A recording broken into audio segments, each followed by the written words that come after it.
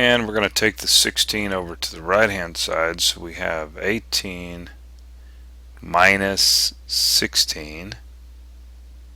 So we want to simplify this down. This becomes 3x is equal to 2. Therefore, x is equal to 2/3. So the question is that our solution to our equation? Let's go back up and take a look at something before we get too excited here. If I were to plug in 2/3 into the denominator here, so if I plugged in 2 over 3, the 3's would cancel out and we'd have 2 minus 2 is 0. And we can't divide by 0 in this problem. So therefore that cannot be the solution to this equation. But that was our only hope. But hope is lost now. This equation here has no solution. No solution. So we need to make sure that we check our solutions, our possible solutions, to see if they can be a solution. So remember, we plugged it in, but we got 0. It doesn't matter where we plug it in. We plugged it in here. We got 0 in the denominator. So that means that 2/3 is not in the domain. But bottom line, this equation has no solution. Alright. This is going to be the last one. So let's make it a good one. X minus 7 over 2x squared plus 9x minus 5 minus 2x minus 6 over x squared minus 25, and that is going to be equal to x plus 1 over 2x squared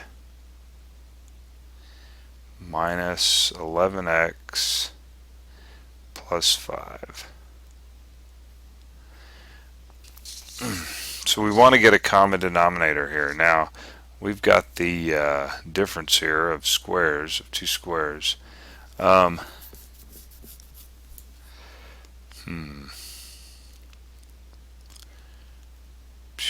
think what we're going to do is I'm going to factor both of these and see what we got, because we may have a common factor. So I'm going to rewrite x minus 7 over, so this is going to factor to 2x, and it's either going to be a 1 and a 5 or a 5 and a 1. Let's look at this. 5 were here, that'd be 10. Minus 1 would be 9. Yeah, that's it. So we're going to put 5 here and a 1 here. We're going to make this a plus and a minus. Alright. Minus 2x minus 6 over, so this is the difference of two squares. That's easy. That's going to be an x minus 5 times an x plus 5. Alright, we have a common factor. We have an x plus 5 here. So that's good. And I'm just going to rewrite this stuff over here for now.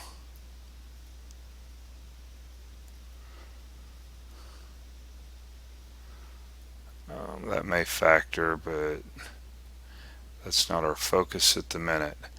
So we don't have an x minus 5 over here. So I'm going to do a diagonal thing and multiply the top by x minus 5. So we have x minus 7 times x minus 5 minus, and we don't have a 2x minus 1 down here, so that means we're going to multiply 2x minus 6 times 2x minus 1, and now